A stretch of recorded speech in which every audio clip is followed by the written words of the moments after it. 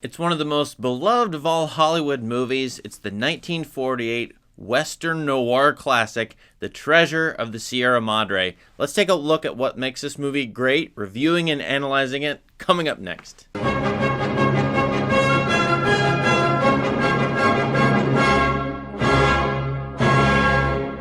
Treasure of the Sierra Madre, directed by the great actor, director as well, John Huston, who makes a cameo appearance in this movie as a man in the white suit and who gives charity twice and meets three times the main character, Fred C. Dobbs, played very memorably by the great American actor Humphrey Bogart. Humphrey Bogart plays a very complex character here. It's a different kind of hero and an anti-hero almost, and maybe you could consider him as such.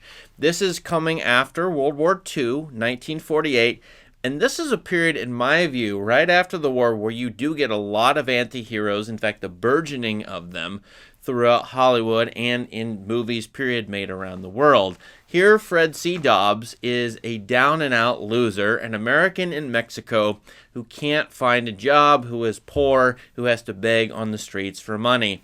Well, he gets gold fever at one point as he meets characters who tell him he could go to the mountains and mine gold there.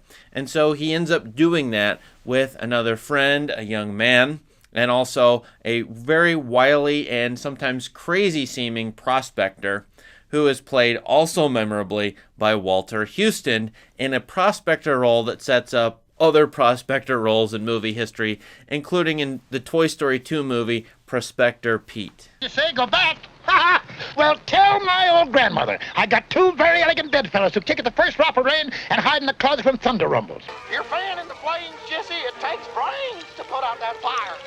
Yo, my biscuits are burning! This is essentially American Gringos in Mexico tale about three men who go to a mountain to mine gold. Now, there's far more to the movie than just that. It is one of the more complex movies, I think, from this period, and having watched a lot of Western noirs, that is, Westerns that have sort of the dark, shadowy features of classic crime and detective noir movies coming out at this time and before it, including John Huston's most famous movie of all, perhaps with Humphrey Bogart at least, The Maltese Falcon, from the early 1940s. This movie is combining noir and westerns, as was a style in this period of time.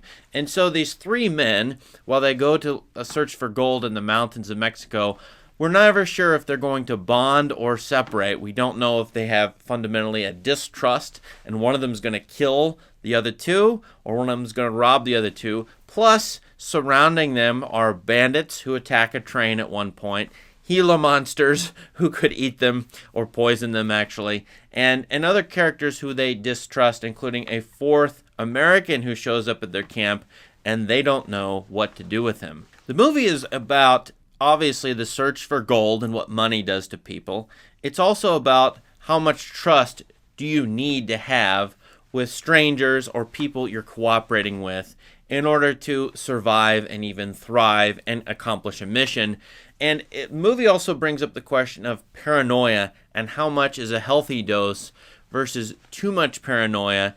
Trust but verify your neighbors or your friends or even your acquaintances in this movie. How much do you trust in the men you are working with? How much do you trust the Mexicans around you? Anybody who shows up in this movie is a suspect to steal the men's gold or to take over their operation and even harm them in these remote regions of Mexico, which, let's be honest, you can kill somebody and hide the body and nobody would ever find it, presumably. Now, The Treasure of Sierra Madre has been read as a tale against greed, individualistic greed in particular, which could be construed as the heart of capitalism, and this movie has been read as a sort of liberal, democratic movie, showing that the values of cooperation and trust, as I said, as well as putting people and society ahead of money and the lust for money and self-interest, those are good values in and of themselves. And yes, that's definitely in the movie, especially with the Fred C. Dobbs character, who is tempted very strongly to become an individualist at the expense of the group he's with or the men he is contracted with and even is bonding with to some extent. However, the movie, I think, is very complicated, far more so than that, and it's not just a moral tale about greed. There are other people in the story, including, I won't give everything away here, so no spoilers, but the other characters, they're not like Fred C. Dobbs. They have different value systems. Some of them act virtuously and are virtuous people. And so you're supposed to read the character arcs of all three major characters, the Fred C. Dobbs character, the young man, and the prospector, plus look around at the surrounding society, including the Mexican villagers, who the prospector helps at one point, and they want to honor him with what I call the reciprocity principle. It's when you give somebody something, they feel obliged to do something for you in return, and the Mexican villagers understand hospitality and reciprocity. You have a lot of shots of Mexicans here talking in Spanish untranslated, and the movie, I think, wants to be and honor the Mexican culture in the local place, as opposed to these gringos who are down there robbing, stealing, or just mining the earth, maybe without permission. And so you have a whole society and culture developed here, and the three men are sort of invaders. And so I think the movie is about different levels of virtue, different values. Each of the three men has different values, and they act upon those, and their character arcs show you the results. As well, you have the society and the culture and the ecology. At one point, the prospector even says, once they mine the gold, this is not a spoiler, and they get some gold, he says, we need to take a whole week to close up the mine to honor the mother mountain, the mother lode that gave us this gold. And so he has an ecological point of view in mind. Do what to the mountain? Make her appear like she was before we came. I don't get it. We wounded this mountain. It's our duty to close her wounds. It's the least we can do to show our gratitude for all the wealth she's given us. And I think one of the ideas that comes up in this movie, at least slightly, is the Wheel of Fortune, the good old medieval idea. It's not overt in the movie at all, but the men are looking for gold. They depend on luck as well as skill. Early in the movie, the Humphrey Bogart character, who's played the lottery many times and decides not to do it, he actually invests in the lottery because a young kid badgers him to do so, and he wins. So that's luck showing up, as well as these men striking gold in the mountain and finding it. But yet the Wheel of Fortune idea means that the wheel will turn and you will have misfortune after, or at some point after you find fortune. And that's what happens in part in this story, and the men have to learn to deal with it. Now, what causes misfortune? Other people who are robbers and stealers and thieves. This movie does have a darker take on human nature, that we want to be robbers, we want to rob each other, that we want to screw each other over. There's a lot of hints of that. And so Fred C. Dobbs' paranoia may be reasonable at times in this movie, and some high level of paranoia may be reasonable. And yet you have to trust in your fellow men. As well, besides other people taking over your stuff, you have nature robbing you, or turning the wheels of fortune, as it were. And the men have to deal with that. The movie has somewhat of a stoical take, I think, by the end, on what happens to us and how we deal with things that happen to us in our lives. Now, I've just analyzed this movie very quickly, so please comment on some of these ideas. I think they swirl around. I think the Lockean idea of developing a place which then becomes your property, your settlement, your colony. These men do that for the mountain, although they don't stay there, so they don't colonize it, and yet this idea is there, the sort of Robinson Crusoe island fantasy idea.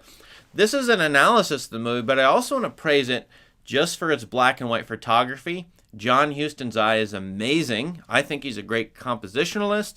His editing, whoever did the editing, I'm sorry I don't have the name in front of me, is quite good as well. And this Blu-ray that I have looks really, really good. I don't remember even praising a Blu-ray in any of my videos, probably once or twice I have, but this one in particular stands out to me for whatever reason. So whoever restored this, thank you very much, because the movie is great. And last, among the westerns and western noirs of this period, I went this summer, in the summer of 2020, and watched about a dozen or so from this time period, the 1940s and 50s, western noirs. You can go see my live stream video on it. And this movie, Treasure of the Sierra Madre, stands out amongst all of them as being far more complicated. You know, the Western noirs, they tend to be just about one scenario, one main overall problem. This movie is an adventure story which moves from problem to problem to problem, and you have a series of them adding up over time with 3 different characters, the main characters, and their story arcs, as I said. So this is a very complex movie compared to those contemporary movies around it. And for that reason alone, I think, the praise heaped on this movie as being one of the greatest American movies ever. It's in the American Film Institute's list of top 100 movies. It's rated very highly on the internet. Sometimes movies like that are overrated in my view, but this one is properly rated, and so it deserves all kinds of analysis, and it should be watched over the period of one's lifetime. I think this movie watches much better. I think it's much better and much easier to understand when you're in middle age, at least for me, than it was watching it as a young man. So for all those reasons, I think this movie will abide, and I think you should watch it and try to analyze it because it's worth it. What do you think of what I said about the treasure of the Sierra Madre? What do you think about it? Let us know in the comments. Please subscribe to the channel for more great content. Thank you and have a great day. You know, the mountain police. If you're the police, where are your badges? Badges? We ain't got no badges. We don't need no badges.